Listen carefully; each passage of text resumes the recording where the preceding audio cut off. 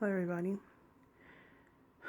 So, first off, I'm going to say that I am doing better. Um, I'm not in the hospital, obviously. Um, I'm done with a portion of the medications, and I have a follow up this Friday. But as far as I know of, um, the clots are clearing out at this moment, and I'm doing fine. Um, what I wanted to talk about is the mother wound. And the reason why I wanted to talk about it is not that long ago, one of my subscribers asked me about my relationship with my mom and if it was better after doing shadow work. And the reason why it weighed heavily on me is because when I was in the hospital, I was, like I said, I thought something was wrong, but I didn't know what it could be. And when I realized it was something like that, when I realized, um, that these clots weren't just in my leg, but also going up to my lungs, I was scared. And I don't really get scared, but I was scared, and more importantly, scared about all the things that I never did. Um, and I think I was freaking out mostly because of the fact that I had that pain for 5 days. Like, at this point, I was thinking, like, what if it's too late? What if they don't get the test back in time? What if it travels to my lungs? What if I die? Like, I was freaking out. And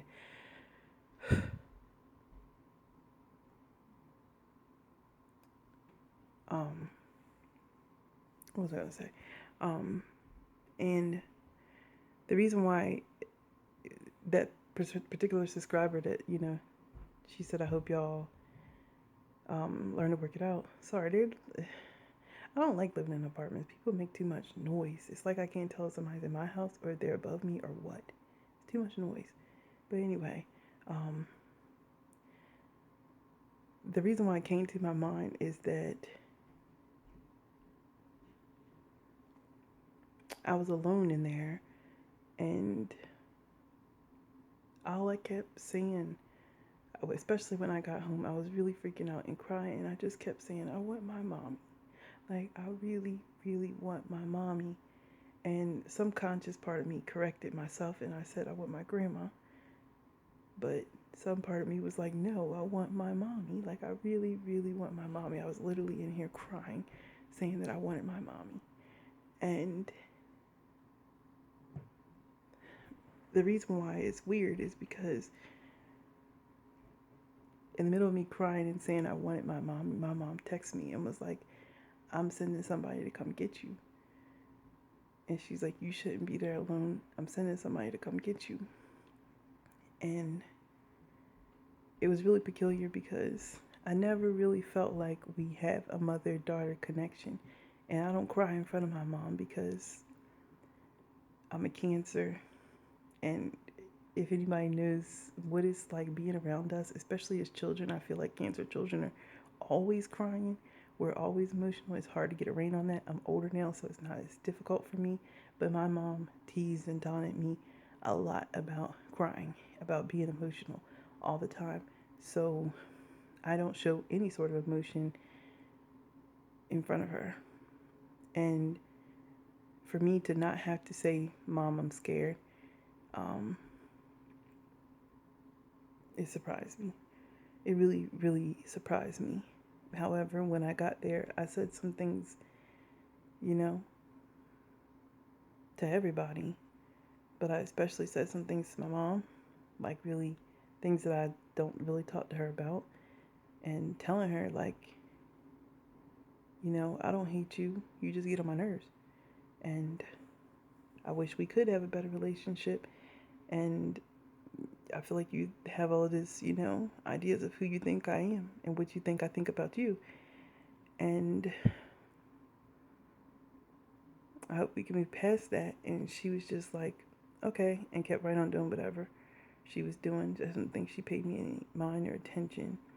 And since it was Thanksgiving and everything, everybody was around.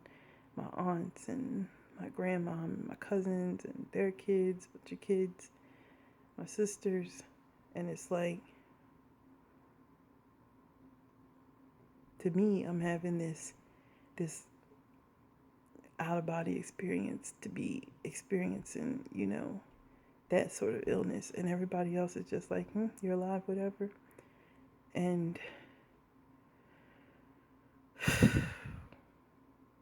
at first I didn't know how to feel about that, but now I'm just like, what the fuck?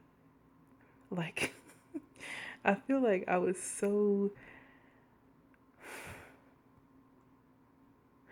scared, so afraid of things that I didn't say, or people thinking that I dislike them and all this other kind of stuff.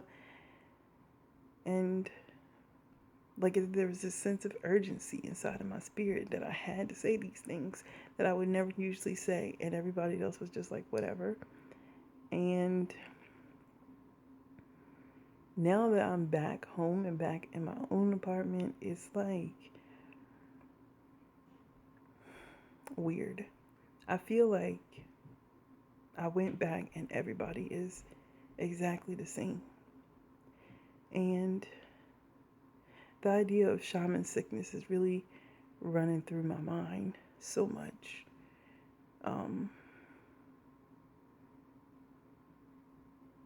Because it's like,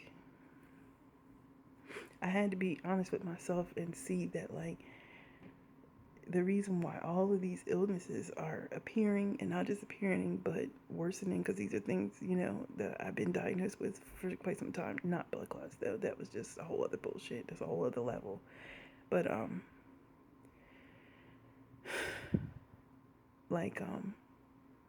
it's really just me. It's me staying in the same spot, afraid of leaving them. And, it's no secret that I'm the black sheep, that I'm different from everybody else, that I'm kind of weird. It's no secret in my family, but it's like something hit me this past weekend that is for a reason. Like, I don't act like them. I'm different. I think differently. I see the world differently. And that's just how I am. But it was like all of this sense of purpose coming to me. And this feeling of, even though I felt like some part of me was screaming, I want my mommy, I really think that was the child part of me saying that I want my mom. And shit, it reminded me of when I was a kid. When I was 7 years old, I swallowed a quarter. And I think I said that in another video, because that's how my mom even became a religious person, was because of that particular incident. And I kept saying, I want my mommy. I couldn't breathe. I was there with my aunt. She was high as fuck. And her boyfriend was high. And they were just like saying off the wall stuff. And then eventually, when she saw that I really couldn't breathe, then they called the paramedics, and the paramedics was like, whatever, she'll poop it out. And then I couldn't breathe even further. So, they decided to call my mom. And I kept saying, I want my mommy. And it was like I heard that voice this weekend with myself, with going to the hospital. It's not my first time going to the hospital. I mean, I've been kept overnight for stuff. And I never once think two thoughts about my mom. But this time, something inside of me kept saying, I want my mommy. And I was crying and saying, I want my mommy. And it's like, maybe because I allowed myself to say it, allowed myself to feel that, allowed myself to want a mom, that I feel over it. Like, now I'm just like, okay, whatever, back to being my own mom. Because, when I was talking to her, she really made me feel like as if I was talking to myself, like, whatever. And I'm just like, really, though? Like, sometimes I feel like this spiritual journey is some bullshit. Like, you go through all of this healing, all of this emotional traumas and physical traumas. You go through all of the work and you think it through, and you tell yourself, all the right things to help yourself heal. And you get around the people who did the damage to you, and they're just like, whatever. Sometimes it seems so pointless, but I mean, I know it's not pointless. I know that it's for a reason, and I know that I'm stronger for that reason. But it's like, damn, like, ugh. I felt so pissed off after everything like I did. I felt pissed off. I felt like people were ignoring me even. Um, but that's neither here nor there. Um, Not that I expected to be babied and stuff, but it's just like I felt like I really, really, really wanted a hug, and it was like the only person that really hugged me was my grandma, which was what I really, really wanted, and I got what I wanted. But then she was just like, whatever, and ain't talk to me, you know.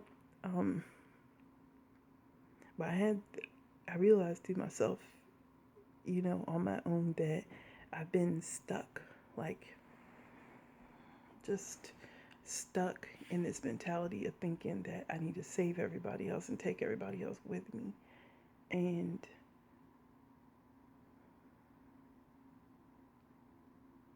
thinking that if I heal people that I'm going to see the results in them. Like, yeah, you're healing yourself and it's generational and all this other kind of stuff. But I, kind of had this idea that I was going to see results in them too. And I don't. I don't see any bit of change. They are exactly where I left them. And I realized, like, it occurred to me that 5 years from now, 10 years from now, they're going to be exactly there where I left them at. And that's not who I am. It's not what I'm here for, to be sitting in the same spot. But back to the focus of the mother wound, it's like, I don't know, I expected it to be different. I guess I had expectations of it being different. And I'm okay with being my own mom. I've been doing that most of my life. I'm okay with being my own mom. I think I